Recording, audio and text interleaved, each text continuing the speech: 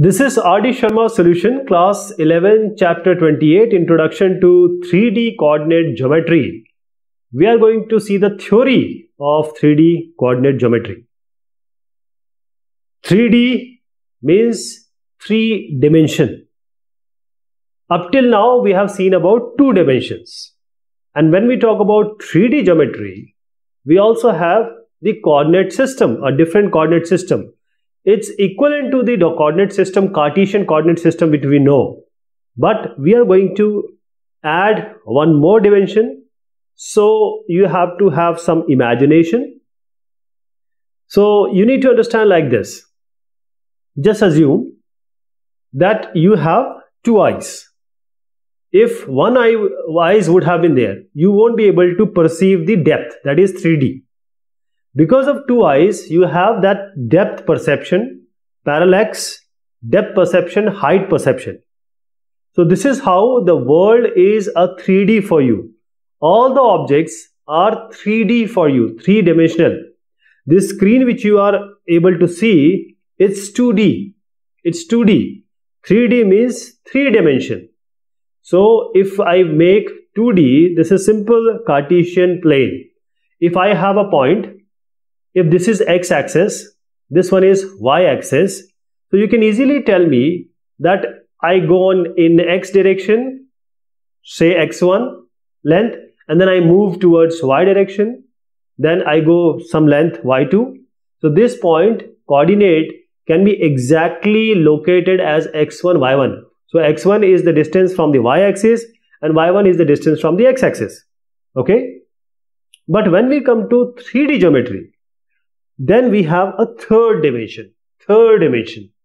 So just assume that you have a room. In your room, you will have a floor, you have four walls, you have a floor also, floor, roof, and 4 walls. Okay? Now, if here in your room, this is a fan, say it's a hanging fan. If somebody tells you that what is the coordinate of this fan? In mathematics, always the x is in here, pointed here, y on this side. So I am just adding this, okay, and I am renaming it. This is now x and y is this one and z is this one. Okay, so we have x here. This is the trivial thing.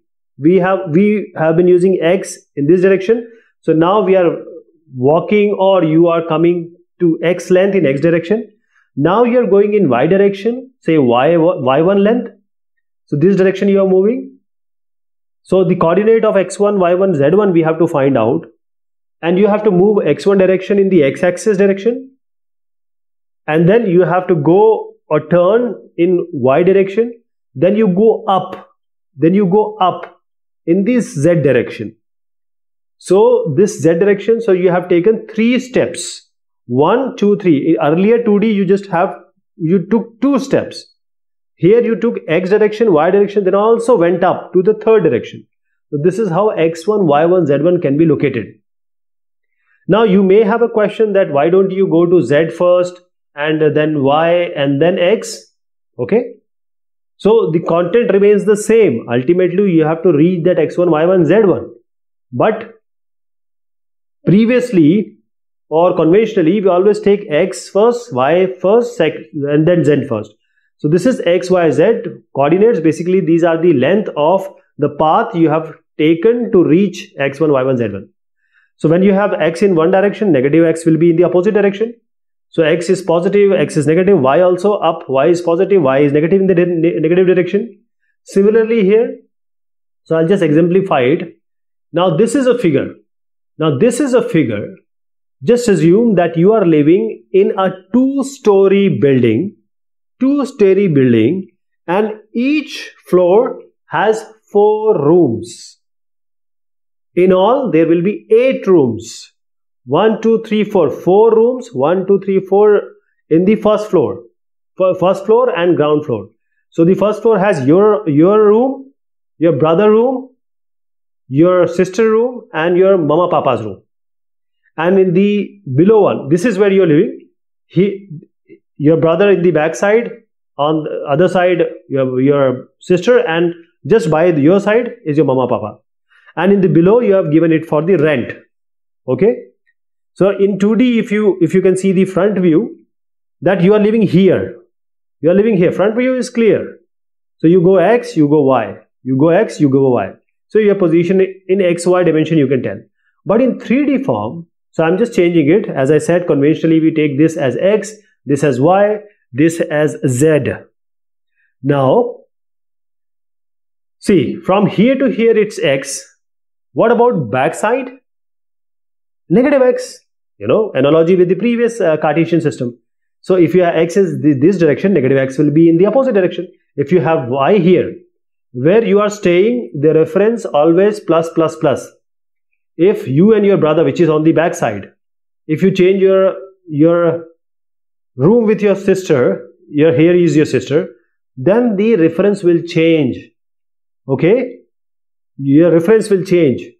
So it totally depends on where you live or where you are referencing. Depending upon which octant you are taking, the references will change. So minus X will be the opposite of X. Wherever you are living or where is the reference, all will take positive. So this is why. And where your mother father is living, on just by the side, it's minus Y.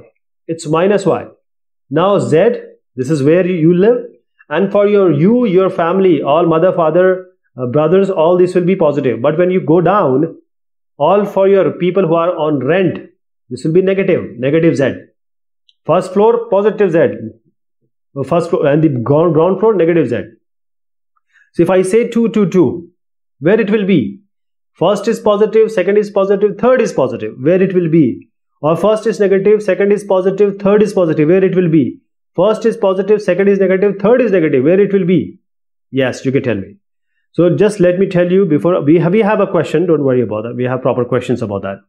So let me tell you that these are planes. Planes, wherever you are standing, it has to be a plane in your house. So it's samtal, it's plane. So the floor in which you live, or the ground floor where your neighbor or the person who is your tenant is living, is a plane. So where the place where you're living, this is Y direction, this is Z. So this will be YZ plane. YZ plane. Always remember, XYZ is taken in the clockwise direction. That means you don't say ZY plane, you will say YZ plane. This yellow one, because it comes in the intersection of X and Y, XY plane. What about your wall? You have a TV here. So what is this plane where your TV is there? It's XZ plane. XZ plane. Okay. So every reference, this plane will change. So all these yellow which you see here are XY plane. Your brother is here, or he is also standing on XY plane. So for a brother which is just living next room is XY plane. So blue is also XZ for your brother, and the green is also YZ for your brother. So YZ, all yellow which you see is XY plane. All green you see is YZ plane. All blue which you see is XZ plane. XZ plane. Now let us come here. Now I told you about plus minus. This is X, this is Y, this is Z. So you are standing here. With your reference, I am taking all positive. If you have been living in some other room, those will be positive. So the reference is going to change. We are not changing it here, but X, Y, Z, positive. If I ask you 1, 2, 3, you will say first octant, first quadrant. Actually, there are 8 rooms. So there are 8 quadrants, 8 octants. 8 rooms in your house is 8. In 3D, we don't call it as quadrant, we call it as octant, because quad means 4. In 2D, you have four parts. In octant, we have oct means 8. Oct means 8. So you have 8 rooms. Now tell me which octant. 1, 2, 3. Which one? Oct means 8. Let me tell you again. So you get octant here. So you are standing here, x is 1, y is 2, and z is 3. So x is positive, y is positive, z is positive. That means plus plus plus. So you are in the first quadrant or first octant. First octant. Now tell me 4 minus 2, 3. X is positive, y is negative. Y is negative. X is positive and y is negative. That means take y and go in the opposite direction. With your reference, you have y as the reference. Now take negative y. Go in the other room, which is where your mother father is living. So x minus y. How about 3? This is positive, so this is z. So you are talking about here. That is mama papa's room. So you have 4 minus 2, 3. Two of the axes is similar to you, x and y, but the z, but the xz is similar, but y is negative. So this is your first, second, third, fourth. So you have fourth quadrant where your mother father is living. It's fourth quadrant. Now if I ask you 4 minus 2 minus 5, x is plus with your reference. X is plus, so you are talking about this. How about y? Y is negative. So you go in the opposite direction, that is your mother father's direction. Now z is also negative. So you are not talking about your floor, you are going to your tenant's floor. So the below one. So you are talking about below one. Okay. So we are talking about this quadrant. So you have x positive, y negative, z negative. So this is the point which I am pointing. This is that quadrant. This is that quadrant. So you have 8th quadrant. Okay. 8th quadrant. Your quadrant 1, 2, 3, 4. Then 5th quadrant will start just below you. Now let me tell you one more. 4 minus 4, 2 minus 5. X is negative. So you go in the back direction. Okay, this direction. Y is positive. So you are in the here positive direction. Y positive direction. Negative. This is negative. So you are going below. So wherever your brother is living, just below that, whichever tenant is living is that quadrant. So here, it's here. Okay.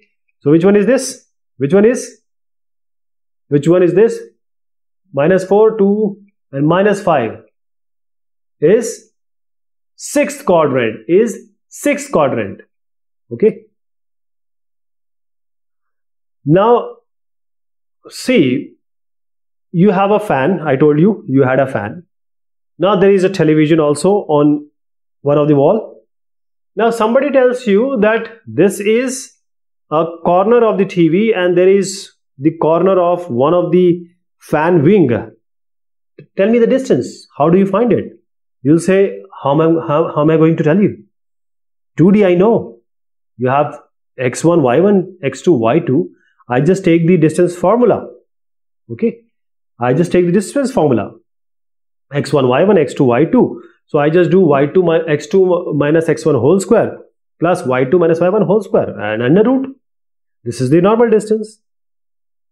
So we can also find out any midpoint also. x1 plus x2 by 2, y1 plus y2 by 2. This I know. But whenever this 3D come, there is an addition of one more coordinate or one more dimension, which is z dimension. x1 is y1 z1, x2 y2 z2. This is 2 points, x1 y1 z1, x2 y2 z2, and this just add plus. I am adding plus z2 minus z1 whole square. You just have to add this. This only you have to do. If you want to find out the midpoint, x1 plus x2 by 2, y1 plus y2 by 2, and the third coordinate will be z1 plus z2 by 2. z1 plus z2 by 2. In order to find out distance between 4, 1, 1 and minus 3, 2, 0, you take 4 minus 3 whole square, 1 minus 2 whole square, 1 minus 0 whole square, under root. So you have 41, under root 41. If you want to find out the midpoint, 4 plus minus 3 by 2, 1 plus 2 by 2 and 1 plus 0 by 2. Okay. There is one more thing, which is section formula. In 2D we have seen, in 3D also we have section formula. So we have a certain point in between 2 points. It can be in between, it can be somewhere between 2 coordinates, 2 points. So if I make a line, if I say just find me a point which divides this, do a line which is being joined in 5:8 or 2:3. So we take one as m, one as n. One is m, one is n. When m and n are equal, we are saying it is a midpoint. It is a midpoint, m and n. So this is what we call as section formula, because we will need to find out the point which is in between. So we have this A, this is B, these are 2 points. It will be in 3D. So it is internally dividing. C is internally dividing AB in certain ratio. But if I want to divide it externally, say A and B are divided, C is dividing 5:8. So if I have a C which is externally dividing, so I have to take CA and CB, that is CB is to CA, that is 5:8 or that is 8:5. Okay, we always take whichever point we are taking outside, we have to take the distance of these with the points CA, CB. We won't consider AB. CA, CB. C is the outside point, and it has to divide this CA and CB ratio has to be 5:8 or A:5 or 2:3 or K:1. Now section formula, let me explain you.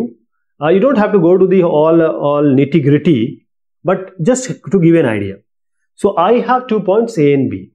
There is a point M which is dividing A and B internally. So we have A coordinate, B coordinate. With A and B coordinate, I am making a whole cube. So we have whole cube. So we have made a cube so that it make us easy, because this is one is XY plane parallel to XY plane, one is parallel to YZ plane, the other is parallel to XZ plane. So we have made 2 planes from A and B. So we got a cube, or you can say we got a parallelepiped. Now I dropped a perpendicular M to the base, and one more perpendicular from the AC to E. Let me show you. I am talking about ABC. AB is the actual line we are talking about.